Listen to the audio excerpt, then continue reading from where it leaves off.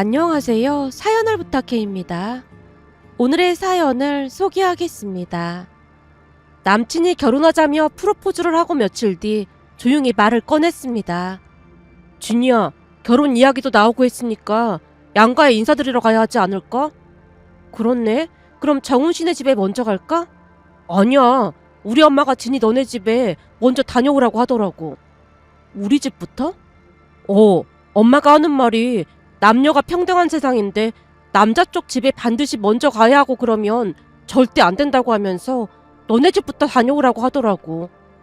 배려해 주셔서 감사하네. 그지? 원래 우리 엄마가 엄청 합리적인 분이시거든. 그러니까 진이 너는 시집살이 그런 거 하나도 걱정할 필요 없어. 남친이 자신만만하게 말을 했는데요. 마치 우리 집부터 인사를 다녀오라는 것이 어마어마한 배려인 듯 남친이 큰 소리로 떠들어댔습니다. 하지만 크게 의미를 부여할 건 아니었기에 제가 옅은 미소를 지으며 더 이상 대꾸하지 않았는데요. 남친이 계속해서 엄마 자랑을 늘어놨습니다. 내가 들어보니 요즘도 시집살이 그런 게 많다고 하더라고. 근데 우리 엄마는 며느리들한테 절대 시집살이 시키실 분이 아니야. 우리 형수님도 본가에 오면 소파에 누워있고 그러거든. 근데 그게 절대 쉬운 일이 아니잖아? 그렇지. 그게 쉬운 일은 아니지. 근데도 우리 부모님은 절대로 뭐라고 하지 않는다니까? 세상에 이런 시부모님이 어딨겠어. 안 그래? 그렇지. 대부분은 불편해서 그럴 엄두도 못 내니까. 남친이 계속해서 대답을 강요하는 듯 말했기에 제가 대충 얼버무리고 말았습니다. 하지만 그때까지만 해도 저는 남친의 말을 그다지 신경 쓰지 않았어요. 그냥 집안 분위기가 그런가 보다 싶었으니까요. 다만 남친 말처럼 결혼하고 나면 시집살이가 없겠구나라는 생각은 얼핏 했던 것 같습니다. 그렇게 시간이 지나 얼마 뒤 남친이 우리 집에 인사를 왔고 우리 가족 모두 한 상 차려놓고 대접했어요. 남친이 좋아하는 음식을 미리 알고 있었기에 엄마가 대부분 고기 위주로 상을 차렸고 남친이 감탄을 하며 맛있게 식사를 하다가 돌아갔습니다. 그렇게 얼마 뒤 남친 집에 인사를 가기 며칠 전에 남친이 형수 이야기를 꺼냈습니다. 사실 우리 형수님이 지금 임신 중이거든? 아, 그래? 결혼한 지는 한 3년 됐는데 이제야 생긴 것 같더라고. 그래서 가족들이 다들 조심하느라 난리도 아니야. 난리도 아니라니? 아직 형수님이 입덧으로 힘들어하고 있거든. 거기다 형수님이 몸이 좀 약한 편이라 잘못될까 싶어 다들 노심초사하고 있어. 그럼 조심해야겠네. 내가 들어보니 출산이 보통 일이 아니라고 하더라고. 맞아. 거기다 형수님 말이 아들이라고 하더라고. 그래서 우리 집은 지금 축제 분위기야. 라는 남친 말에 대수롭지 않게 생각하고 말았는데요. 시간이 지나 남친 집에 인사 가는 날이 다가와서 백화점에서 선물 세트를 사서 인사를 갔습니다. 남친 집에 갔더니 남친 형네 부부도 와 있었기에 예의를 갖춰 인사를 했고 거실에 상을 펴놓고 다 같이 앉아서 식사를 했습니다. 그런데 남친 집 분위기가 어딘지 모르게 조금 이상했다고 해야 할까요? 물론 임신이라는 것이 얼마나 힘든 것인지 잘 알고는 있었지만 남친 형수의 유세는 정말이지 어마어마했습니다. 식사를 하던 중 남친 형수가 남친 엄마에게 말했거든요. 오늘은 소갈비가 급 땡기는데 더 주세요. 그럴래? 잠깐만 기다려라. 라며 남친 엄마가 후다닥 일어나서 냄비에 있던 갈비를 담고 있었는데 남친 형수가 마치 자랑하듯 제게 말을 걸었습니다. 진희 씨라고 했던가요? 아, 네. 김진이라고 합니다. 사실은 오늘 어머님이 돼지갈비를 하겠다고 했는데 내가 먹고 싶다고 해서 소갈비로 바꾼 거예요. 아, 네. 갑작스레 말을 했기에 제가 당황한 채 무슨 의미인지 되새기고 있던 중 남친 형수가 다시 말을 꺼냈습니다. 내가 아니었음 오늘 돼지갈비 했을 텐데 내 덕분에 소갈비를 먹고 있잖아요. 그러니까 나한테 감사해야 한다는 말을 하는 거예요. 네? 아, 네. 아니, 감사하면 감사하다고 말을 해야죠. 남친 형수가 억지로 강요를 하는 모습에 제가 억지 웃음을 지으며 겨우 감사 인사를 했는데 순간 어이가 없어서 웃음이 새어 나오려는 것을 꾹 참았습니다. 그 와중에 남친이 눈치 없이 웃음을 실실 흘리며 입을 열었어요. 당연하죠. 우리 집에선 형수님이 대장인데 대장 말 잘 들어야죠. 어머, 도련님, 뭘 또 대장이라는 말까지 하고 그래요. 맞잖아요. 제가 틀린 말 한 것도 아닌데요, 뭐. 진이야, 너도 앞으로 우리 형수님한테 잘 보이면 힘들 거 전혀 없을 거야. 그러니까 앞으로 형수님한테 충성하도록 해. 우리가 결혼하면 진이가 형수님한테 뭐라고 불러야 하는 거죠? 그야 형님이라고 불러야죠. 아, 형님이라고 불러야 하는구나. 진이야, 미리 연습한다고 생각하고 형수님한테 형님이라고 한번 불러봐. 어? 지금? 아직 결혼도 안 했는데 나중에 결혼하면 부를게. 어머, 동서, 쑥스러워서 그러는 거야? 순간 남친 형수가 제게 동서라고 부르면서 말을 놨는데 가족들이 다들 박수를 치면서 좋아했습니다. 특히나 남친 엄마가 징글벙글 웃으며 말했어요. 형님 동서지간에 아주 보기 좋구나. 앞으로도 진이는 형님 말에 순종하도록 해. 그래야 집안이 평화로운 법이야. 알겠니? 아, 네. 동서, 나 아직 형님 소리 못 들었는데 한번 불러봐. 그게 나중에 결혼하면 부를게요. 지금은 좀 어색해서요. 결혼하고도 호칭 똑바로 안 부르면 혼날 줄 알아. 그러니까 집에서 많이 연습해 오도록 해. 남친 형수의 말에 가족들이 또다시 박장대소를 하고 있었는데요. 제 입장에서는 그 모습이 그저 기이해 보일 뿐이었습니다. 그렇게 밥을 먹는 둥 마는 둥 식사를 했는데요. 식사가 끝나자마자 남친 엄마가 제게 고무장갑을 건네며 말했어요. 음식은 내가 했으니까 설거지는 네가 할 거지? 네? 설거지요? 왜 그렇게 놀라고 그래? 내가 엄청 합리적인 사람이라는 거 우리 청혼이한테 못 들은 거니? 아, 그게 듣긴 했는데요. 그래, 난 엄청 합리적인 사람이라 며느리만 막 부려먹고 그러지 않거든. 너 온다고 내가 음식했으니까 설거지는 네가 해야 하는 게 맞잖니? 혹시 임신한 네 형님이 설거지 안 하는 거에 불만 있거나 그런 건 아닌 거지? 아, 예, 아닙니다. 제가 엉거주춤한 자세로 서 있었는데요. 남친 엄마 말을 들으면 그게 맞는 것 같은데 아무리 생각해봐도 첫 인사 온 날 설거지를 시키는 게 맞는 것인지 헷갈리기 시작했어요. 그런데 남친이 우리 대화를 들었던 모양으로 주방으로 들어와서 남친 엄마를 말렸습니다. 엄마, 아직 결혼 전인데 오늘만 봐줘. 설거지는 나중에 결혼하고 나서 하면 되잖아. 그러니까 오늘만 엄마가 이해해줘. 알았어. 그럼 다음부터는 공평하게 해야 한다. 남친 엄마가 제 눈을 뚫어져라 바라보는 모습에 저도 모르게 고개를 끄덕이고 말았는데요. 어찌나 당연하다는 듯이 말을 하던지 그들의 말이 전부 맞다는 생각마저 들었습니다. 순간 머릿속이 복잡해져서 멍이 서 있었더니 남친이 제 팔을 잡아 끌며 조용히 말했어요. 어때? 나 잘했지? 어? 뭘 잘했다는 거야? 뭐긴 뭐겠어. 너 설거지 안 하도록 내가 도와줬잖아. 그러니까 잘한 거지. 아, 그런가? 라며 제가 고개를 갸우뚱거리며 거실로 나갔는데요. 순간 남친 형수의 행동을 보며 경악을 금치 못했습니다. 남친 형수가 소파에 누워서 배를 두드리고 있었고 남친 아버지와 남친 형이 바닥에 쪼그려 앉아 있었거든요. 제 눈에는 그 모습이 왠지 모르게 괴이해 보였는데요. 뭔가 알 수 없는 이질감 같은 것이 느껴져서 다시 정신줄을 놓고 멍이 서 있자 남친이 자랑하듯 말했습니다. 형수님이 누워있는 거 놀랄 거 없어. 우리 부모님은 합리적이라 그런 거 신경 안 쓰시거든. 합리적이라?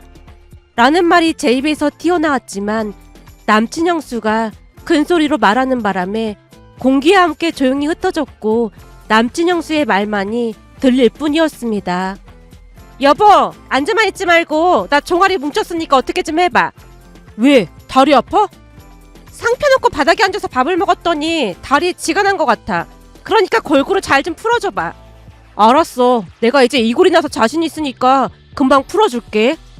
라며 남친 형이 팔을 걷어붙였는데요. 남친 형수가 남친과 저를 번갈아가며 바라보다가는 남친에게도 말했습니다. 도련님, 안 바쁘면 도련님도 좀 도와주던지요. 조카를 위해서 그 정도는 할 수 있는 거죠? 그럼요. 당연히 그 정도는 해줘야죠. 남친이 바람같이 달려가서 한쪽 다리를 맡았는데요. 아마도 그때부터 제 정신이 조금씩 돌아오기 시작했던 것 같습니다. 그들의 모습이 정말이지 기이해 보였거든요. 그 기이한 광경을 넋을 놓고 바라보고 있자 남친 엄마가 제 손에 과일이 담긴 쟁반을 들려주며 말했습니다. 내가 설거지 양보했으니까 과일은 네가 깎아라. 설마 과일도 못 깎는 건 아니겠지? 네, 아닙니다. 과일 깎을게요. 라며 쟁반을 받아들고는 깊은 생각에 잠겼습니다. 그때 당시 제 머릿속에는 빨리 그곳을 나가야겠다는 생각만 가득했기에 어떻게 해야 할까 머리를 굴리며 과일을 깎고 있었는데요. 남친 형수가 다시 말을 꺼냈습니다. 여보, 나 하고 있을 테니까 과일 좀 줘봐. 알았어, 잠깐만 기다려봐. 라며 남친 형이 형수 입에 과일을 넣어주고 있었습니다. 한마디로 시간이 가면 갈수록 기이함은 그게 달해가고 있었다고 해야 할까요? 그 와중에 남친 엄마가 제 옆에 앉아서 잔소리를 했어요. 진이는 과일 깎는 것부터 다시 배워야겠구나. 나 어디 가서 이렇게 과일 깎으면 부모 욕먹이는 거야. 역시 어머님이랑 저랑은 잘 통한다니까요. 그렇잖아도 저도 과일 깎은 게 조금 이상하다고 생각하고 있었거든요. 너도 그랬니? 역시 우리는 통하는 게 맞네. 그나저나 진이 넌 말이야. 우리 정훈이 운동 좀 하게 살살 꼬셔봐라. 남자는 여자하게 나름이라는 말도 있잖니. 그러니까 정훈이한테 아침밥도 꼭 먹고 다니라고 하고 운동도 좀 꾸준히 하라고 해봐. 내조가 별게 아니야. 그런 게 내조지. 남친 엄마가 계속해서 내조 이야기를 하고 있었고 남친 형수는 누워서 과일을 받아먹느라 여념이 없어 보였습니다. 그 와중에 남친과 남친 형은 열심히 종아리를 풀어주고 있었고요. 순간 손님을 불러놓고 그러고 있다는 게 정상일까 하는 의구심이 들었는데요. 몇 번을 다시 생각해봐도 그들의 행동을 도무지 이해할 수가 없었습니다. 결국 제가 그대로 자리에서 일어났고 남친이 곁눈질로 살짝 보는 듯 하더니 제게 물었어요. 왜? 화장실 가게? 남친 말에 대꾸도 하지 않고 조용히 백을 챙겨서 빠른 걸음으로 현관 쪽으로 걸어나갔고 곧 현관문 여는 소리가 나자 남친 엄마 목소리가 들려왔습니다. 뭐야? 쟤 지금 나가는 거야? 얘! 너 어디 가는 거야? 뭐? 준이가 나갔다고? 그래! 지금 문 여는 소리 났잖아! 라며 그들의 목소리가 들려왔지만 제가 황급히 문을 닫고 계단을 통해 그곳을 빠져나왔습니다. 그리고 휴대폰에 불이 난 듯 울려대기 시작했지만 전원을 꺼버린 채 곧장 주차장으로 가서 차를 타고 집으로 출발했어요. 잠시 후 제가 지친 표정으로 집에 들어가자 엄마가 놀라서 물었습니다. 너 얼굴이 왜 그래? 무슨 일이야? 혹시 정훈이네 집에서 무슨 일 있었던 거야? 엄마, 나 지금 온몸이 막 떨리고 그러는데 따뜻한 차 한 잔만 주면 안 될까? 아니, 한여름에 몸이 왜 떨려? 글쎄, 우선 따뜻한 차 한 잔만 줘봐. 그거 먹으면서 정신을 좀 차려야겠어. 라는 제 말에 엄마가 급히 녹차를 우려서 건네며 물었습니다.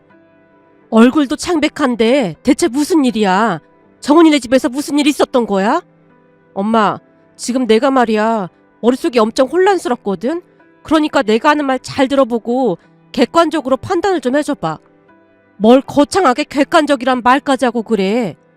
나 지금 엄청 심각하단 말이야. 그러니까 내가 하는 말 잘 들어봐. 아빠도 내가 하는 말 잘 들어봐. 라며 제가 그날 있었던 일을 자세히 말하기 시작했는데요. 제가 말을 하면 할수록 부모님 표정이 말이 아니었습니다. 결국 잠시 후 엄마가 놀란 표정으로 되물었어요. 그러니까 인사간 첫날부터 너한테 설거지를 시켰단 말이야? 그것도 어이가 없긴 하지만 우선 설거지는 안 했으니까 그건 그렇다 쳐도 정훈씨 형수 말이야. 뭔가 이상한 거 아니야? 나한테 막 혼날 줄 알아 그런 말도 했다니까? 결혼하면 내가 손 아랫사람이 되긴 하겠지만 아무리 그래도 이건 아니잖아. 네가 많이 놀란 건 알겠는데 난 도무지 네 말이 믿겨지지가 않는다. 손님 불러놓고 그런 행동을 했다는 게 상식적으로 말이 안 되는 거잖아. 나 하늘에 맹세코 오늘 있었던 일 그대로 말한 거야. 정훈씨 엄마 행동도 기가 막힐 노릇인데 그 형수라는 사람은 진짜 상상을 초월하다라니까. 근데 사람들이 어찌나 아무렇지도 않게 행동을 하던지 내가 잘못된 건가 하는 생각마저 들었다니까. 세상에 그런 집이 진짜 있긴 있나 보네. 난 그런 얘기 들을 때마다 설마 했거든. 엄마, 진짜 있더라니까. 근데 잘못된 걸 전혀 모르더라니까. 거기 있는데 그 사람들 모습이 어찌나 기이하던지 나 혼자 무서워서 혼났잖아. 라며 제가 다시 온몸을 부르르 떨자 부모님 또한 넋이 나간 듯 멍이 저만 바라볼 뿐이었습니다. 그 모습에 제가 부모님에게 다시 말했어요. 나 그 인간이랑 결혼 안 할 거니까 그런 줄 알아. 그동안은 결혼에 대해서 환상이 많았는데 오늘 그 환상이 완전 산산조각이 나버렸어. 근데 그동안 정은이 만나면서 전혀 눈치 못 챘던 거야? 그냥 가족들 얘기는 많이 하긴 했는데 그 정도일 줄은 진짜 몰랐지. 특히나 그 형수라는 사람 때문에도 절대 결혼하면 안 될 것 같아. 처음 인사한 사람한테 혼날 줄 알아라니 진짜 예의 없지 않아? 제가 잔뜩 흥분한 채 한숨을 내쉬자 엄마도 따라서 한숨을 내쉬었습니다. 그 뒤 역시나 남친에게 연락이 왔고 제가 이별을 통보했지만 계속해서 연락을 해왔어요. 며칠 뒤에는 집 앞까지 찾아와서 말을 했습니다. 딱 30분만 같이 얘기 좀 하자. 그 뒤에도 헤어진다고 하면 나도 맘 접을게. 이유는 내가 다 얘기했잖아. 근데 왜 연락하고 찾아오기까지 하는 거야? 준이야, 우리 결혼까지 약속했던 사이잖아. 딱 30분만 시간 좀 내줘. 남친이 생각보다 차분하게 부탁하는 모습에 가까운 카페에 자리를 잡고 앉았는데요. 남친이 제게 물었습니다. 난 대체 네가 어느 포인트에서 화가 난 건지 알 수가 없어. 그건 이미 다 말했잖아. 우리는 정서적으로 맞지도 않고 난 정은 씨네 가족 감당할 자신이 없어. 그렇다고 막무가내로 헤어지자고 하면 어떡해. 해결할 수 있도록 노력을 해야 하는 거 아니야? 잘못한 걸 전혀 모르는데 어떻게 해결을 해. 며칠 전에도 말했지만 예비동서 면전에 대놓고 혼낸다는 말을 쓰는 게 정상적인 것 같아? 그리고 다리에 쥐가 왔다고 정은 씨 보고 다리를 풀어달라고? 그런데 쪼로로 달려가서 그러고 있는 게 정상이라고? 이 모든 게 형수님이 우리랑 친해지고 싶어서 그런 거라니까? 근데 그런 걸로 그렇게 꼬투리를 잡아야겠어? 뭐? 꼬투리? 이것 봐. 서로 생각하는 게 이렇게 다른데 계속 얘기하는 게 무슨 의미가 있겠어. 정은 씨네 가족 이상한 거 하나도 없고 내가 이상한 거야. 그러니까 그만 헤어지자고. 라며 제가 자리에서 일어났는데요. 남친이 저를 말리며 다시 말했습니다. 좋은 게 좋은 건데 왜 그렇게 꼬아서만 보는 거야? 뭐? 꼬아서 본다고? 너 그렇게 피해망상 심한데 직장생활을 어떻게 하는 거야? 뭐? 피해망상? 지금 나한테 피해망상이라고 했어? 그래, 너 그 정도면 피해망상인 거야. 내가 친구들한테 다 물어봤는데 네가 이상하다고 했거든. 알았어. 내가 이상한 게 맞으니까 그렇게 알고 돌아가. 그럼 된 거지? 라며 제가 카페를 나왔는데요. 정말이지 대단하다는 생각만 들 뿐이었습니다. 그렇게 남친과는 헤어졌고 한동안 연락이 없었어요. 그런데 일주일 정도가 지난 어느 날 모르는 번호로 전화가 걸려와서 전화를 받았는데요. 여보세요? 저기 지니씨, 나야, 형님. 네? 누구시라고요? 나야, 정은도련님 형수. 정은씨랑 헤어졌는데 왜 전화하신 거죠? 도련님한테 들어보니까 나 때문에 헤어지겠다고 했다며? 지금 도련님 밥도 잘 못 먹고 들어 누워버렸어. 그러니까 이제 그만하고 모른 척 다시 받아줘. 그래도 둘이 1년 넘게 사귀었는데 너무 심하게 구는 거 아니야? 저기요, 우리 헤어졌으니까 다시는 연락하지 마세요. 제가 전화를 끊으려고 했지만 전남친 형수가 소리쳤습니다. 잠깐만 기다려봐. 혹시 내가 형님이라고 부르라고 해서 그런 거야? 결혼하면 당연히 불러야 해서 말한 것뿐인데 너무 속 좁은 거 아니야? 저는 할 말 없으니까 이만 전화 끊겠습니다. 지금 우리 도련님은 사내만에 그러고 있는데 사람이 어쩜 그렇게 냉정할 수가 있어? 살다 보면 사람이 실수도 할 수 있고 그런 거지. 그런 식으로 살면 안 되는 거야. 진씨가 내 동생 같았으면 나한테 옥수수 다 털렸을 거야. 당신 지금 뭐라고 했어? 아니 그러니까 여자가 너무 그래도 정 떨어진다 그 말이라고. 그럼 내가 사과할 테니까 화 풀 거야? 그래 알았어. 내가 미안해. 내가 다 잘못했어. 이제 된 거지? 라는 말을 하는 게 아니겠어요. 물론 저는 대꾸도 하지 않고 전화를 끊어버렸습니다. 그 뒤에는 모르는 번호로 전화가 걸려오면 아예 받지 않았는데요. 며칠 뒤 모르는 번호로 문자가 와서 보니 전남친 형수였습니다. 이번에는 장문의 글과 함께 사진까지 보내와서 자세히 봤더니 전 남친 형수가 병원에 입원한 모습을 사진까지 찍어서 보냈더라고요. 문자 내용도 참 기가 막혔는데요. 내가 요즘 진희 씨 때문에 너무 스트레스를 받아서 지금 입원해 있다. 잘못했다고까지 했는데도 임산부한테 꼭 이렇게까지 해야 하는 거야? 잘못되면 다 진희 씨 잘못이다. 라며 협박 아닌 협박을 하고 있었습니다. 그 모습에 도저히 안 되겠다는 생각이 들어 부모님과 진지하게 상의를 했어요. 엄마, 그 사람들이 계속해서 연락하고 그러거든? 어떻게 하지? 뭐? 아직도 연락을 한단 말이야? 그 형수란 사람이 이런 문자까지 보내왔더라고. 이거 완전 협박 아니야? 너 혹시 다른 친구도 있어? 녹음한 거나 그런 거 있냐고. 내 휴대폰 모든 통화는 자동 녹음되고 있긴 해. 그때 정은 씨 마지막으로 만났을 때도 혹시 몰라서 따로 녹음은 해뒀지. 근데 그게 왜? 그럼 네가 그동안 대화한 거 다 녹음해서 가지고 있다고 하면서 변호사 상담받았다고 해. 그리고 한 번만 더 연락하면 소송하고 경찰에 신고도 하겠다고 하고. 근데 어떻게 보면 별것도 아닌 건데 소송이 가능할까? 누가 소송한대? 그냥 그 인간들 겁을 좀 주겠다는 거잖아. 그런 부류들은 약자에겐 강하고 강자에겐 한없이 약하다니까. 그런 인간들은 잔뜩 겁을 줘놔야 찍소리도 못하지. 그런가? 알았어. 그럼 내가 그렇게 보내놓을게.